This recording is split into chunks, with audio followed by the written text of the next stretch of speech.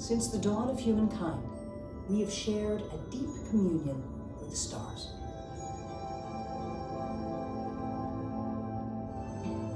The universe around us inspires many of our most powerful beliefs about who we are and where we come from.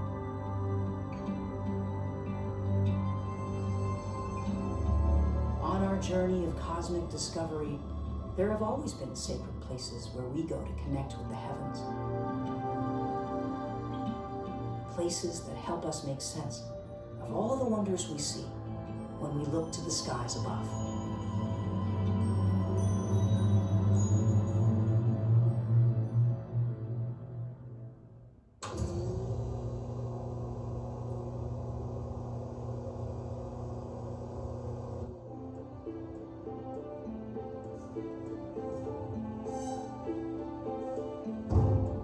Much of what we know about our universe comes from large optical telescopes, which capture visible light just as our eyes do.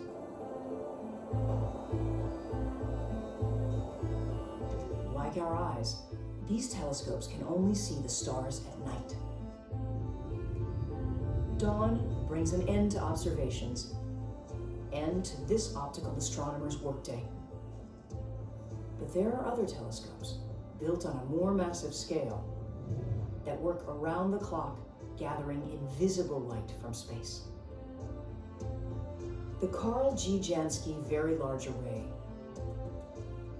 This vast collection of dishes is among the most accomplished telescopes in history and one of the most recognizable. These radio telescopes, rising like giant flowers from the New Mexico desert, are monuments to human ingenuity. How are you going to convince your people to allow Americans to go on the flight? We are going to get there first, and you have the knowledge.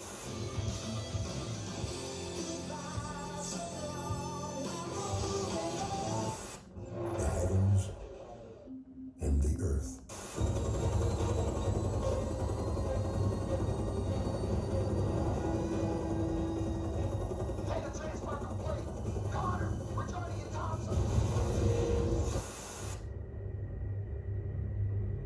Because we're looking for the meaning. Well, what is the meaning? We have mindless jobs. We take frantic vacations, deficit finance trips to.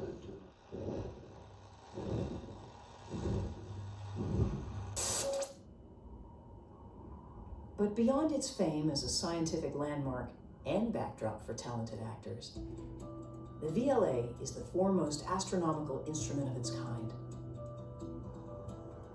attracting hundreds of astronomers performing cutting-edge science. My name is Amy Rhines. I'm 36 years old and I'm an astronomer. Every time I come out here, I'm surprised at the effect that it has on me. You're sort of out in the middle of nowhere, yet there's this contrast with all the technology, with these amazing dishes and all the work that goes into making the science happen. Are you Amy? I'm Gene. Are you ready to go up on the antenna? I'm fascinated by the early stages of galaxy evolution, back when the universe was in its infancy. And I just want to know, where does it all come from? How does it all work? And what's our place? It's hard to study these early galaxies because they're so far away. By studying dwarf galaxies today, we hope to try to gain insight into the formation of the first massive black holes. And this is the kind of work that would not have been done previously and cannot be done with any other instrument on Earth. It's just incredible to be out here. It's pretty cool, huh?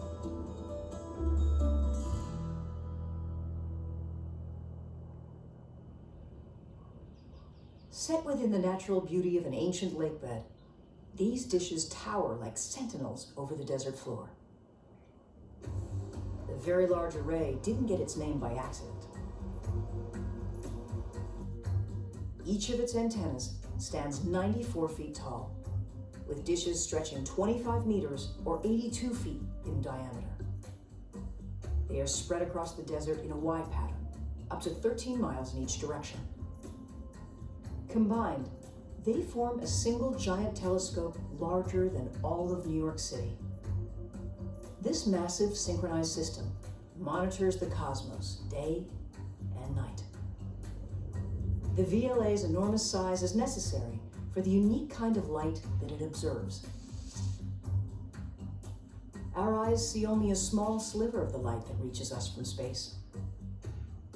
But objects throughout the universe emit light across the entire electromagnetic spectrum. At the long wavelength end of the spectrum is radio light. Because its wavelengths are so long, making sharp pictures from radio light requires a telescope that is miles wide. This invisible light reveals the birth of stars, the secrets of ancient galaxies, and the presence of black holes.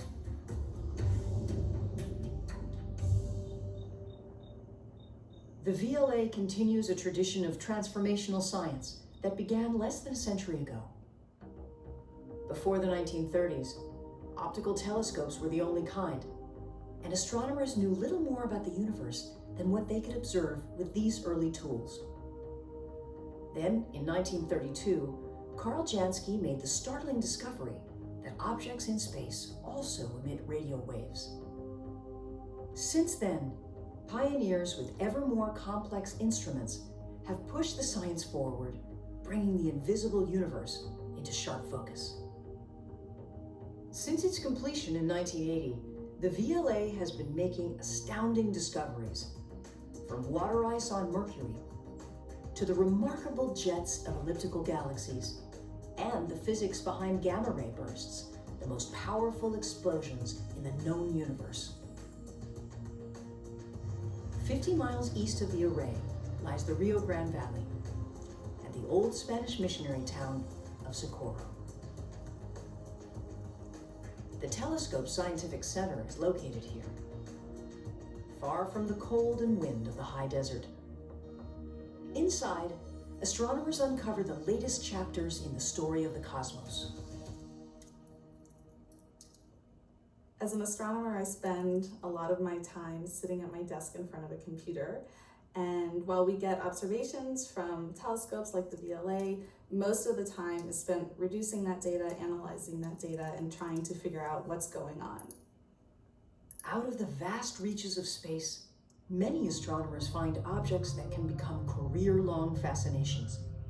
Henneis 210 is visible in the south, and it's in the constellation Pyxis, and it's about 30 million light years away. It's a very small little galaxy, but it's a hotspot for star formation. There are these young, massive star clusters forming today, and these are similar to the types of clusters that were formed back in the early universe.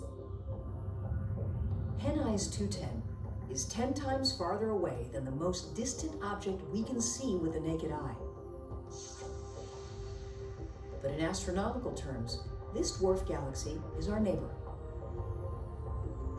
Its closely held secrets have been shrouded by dust and gas, but radio light can escape and can be captured by the VLA.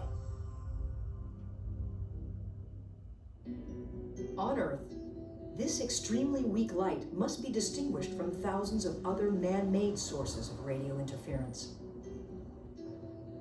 In a custom-built test chamber, VLA engineers measure the impact of radio interference given off by even the most everyday devices. Check what we're seeing on the spectrum analyzer screen. Oh, yes. So you can see we're getting some really strong RFI here in the 2.4 to 2.5 gigahertz range. Even with no service, the radio emission from a cell phone next to an antenna is some 20 trillion times stronger than the most powerful radio source in deep space. Miles away from the safety of the lab, another crew is about to undertake a more daunting task.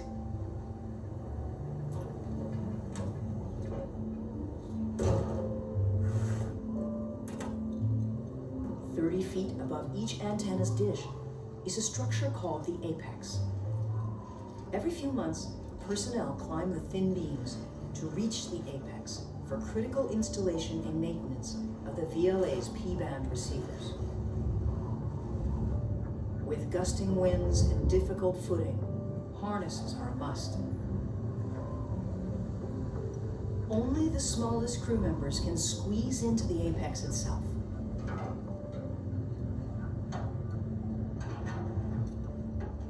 As the crew works, the rest of the array is still making observations. Can you give us color code for the RCP, LCP? These low-band receivers are especially important for detecting invisible hydrogen gas in the early universe, the main ingredient of future stars and galaxies.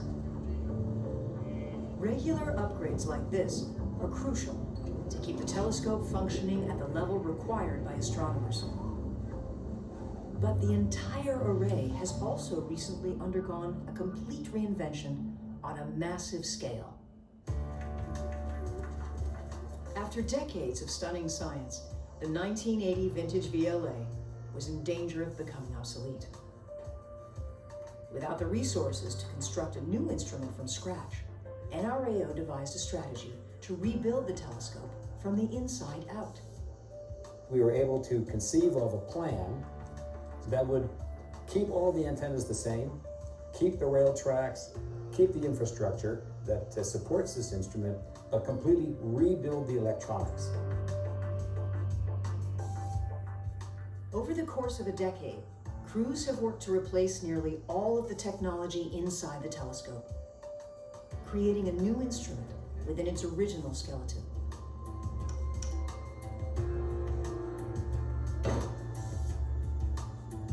At the center of the VLA expansion project is the development of a new supercomputer called the Correlator.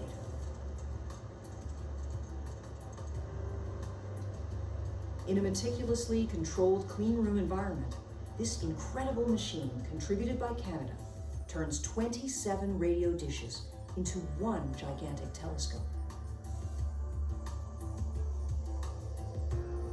Huge data streams from each antenna are fed to the telescope's control building, where the correlator increases the telescope's capabilities more than 2,000-fold.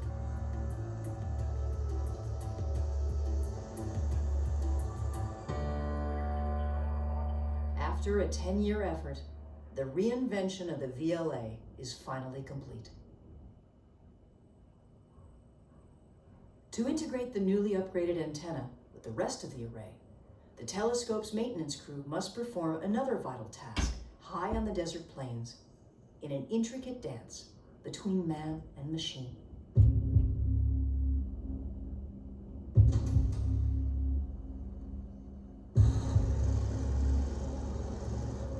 Not only do the VLA's antennas move to track objects in the sky, they also move throughout the array itself, on the backs of custom-built antenna transporters. Engineers maneuver these 90-ton flatbed locomotives underneath the antenna's triangular base. 230 tons of steel and sensitive electronics is hoisted into the air, and the 94-foot-tall structure is slowly unveiled. The antenna's sheer size makes transporting it a potential hazard. The crew cannot move antennas in winds of more than 20 miles per hour. And maximum speed is just under 5 miles an hour.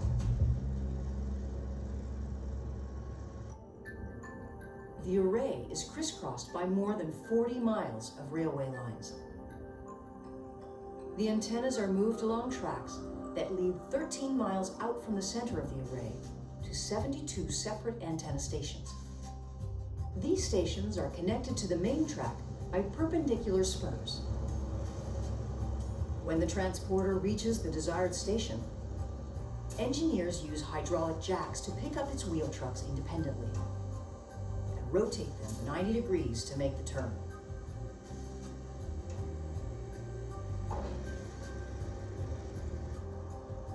They carefully set the structure down, and the upgraded antenna makes its new home in the vast array.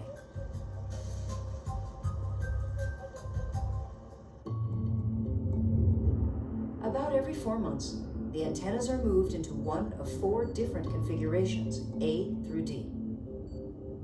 Each configuration changes the depth and detail the telescope sees. Combining data from all 4 configurations delivers the best image quality.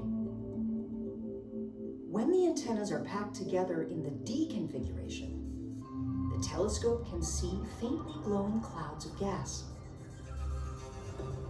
When they are at their farthest distance from each other in the A configuration, they reveal the finest details of the radio universe.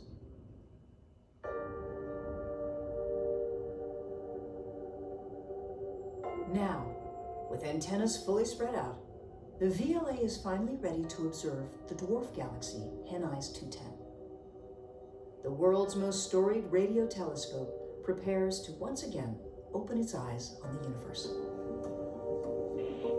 Copy that. We're getting ready to run the C-band observation. The antennas turn toward the southern sky. In the darkness above, the light that left Henneis 210 some 30 million years ago finally approaches our Earth. It has traveled more than 150 quintillion miles and persevered through gas and dust to share its secret.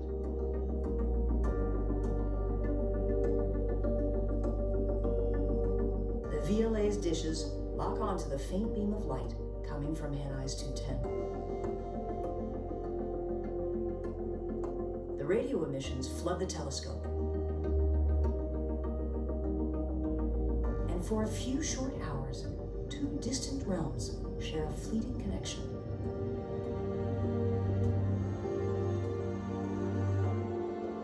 An entirely new catalog of human knowledge is captured and recorded.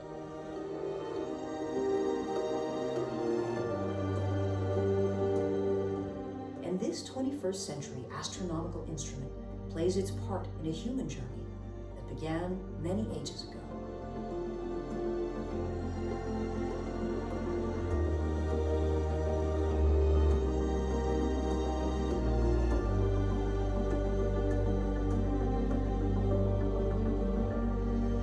After 6 hours, the telescope moves on to a different target. But the secrets from the distant galaxy have been saved on a microscopic scale. Like messages in an ancient language, they must be deciphered.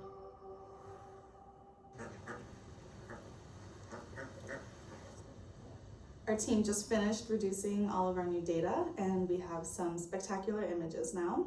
And we can do a very detailed comparison between the optical data from the Hubble Space Telescope, the infrared data from the Hubble Space Telescope, and now the radio data from the VLA. The VLA observations reveal a tantalizing discovery. We found this source of radio emission that looked very much like it might be a supermassive black hole in this tiny little galaxy. Deep in this dwarf galaxy, less than 30 times smaller than our Milky Way, a hulking giant is feeding on the surrounding gas.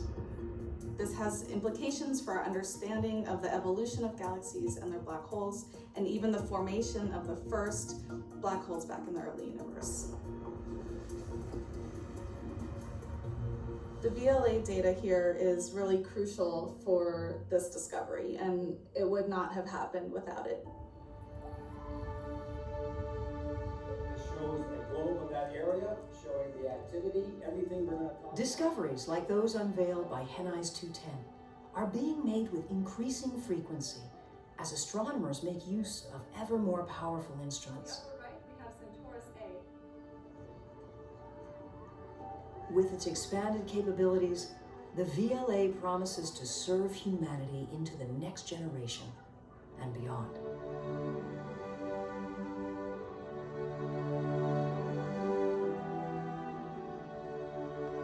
Let's count how many there are. 1, 2, 3, 4, 5, 6.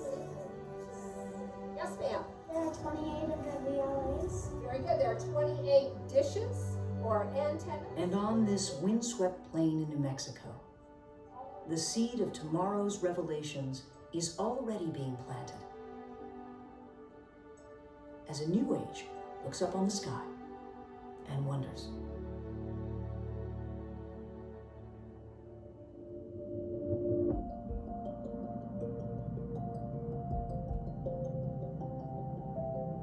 I believe all mankind has that innate desire to know the origins of his being. Astronomers from all over the world want to use the VLA to uncover the secrets of the universe. We are adding more and more to our understanding of the universe. You don't have to be a scientist to be thrilled by that. We've always had the night sky to look at, to ask questions about it, to wonder why it looks the way it does. Why is it that the Earth happens to be the place where humanity has grown up? What is special about that? And the only way you can understand that is by looking at other stars, other solar systems. The iron that's in your blood, the calcium that's in your teeth, all those things were made inside those stars. The good thing about astronomy is that it's not just something to make profit, but it's something that actually might lift the spirits of everyone. You know, for me, astronomy has to be a part of any civilized society, like music or art. But I think it's very important to be always asking questions. So I hope that coming to the VLA inspires people to ask themselves questions.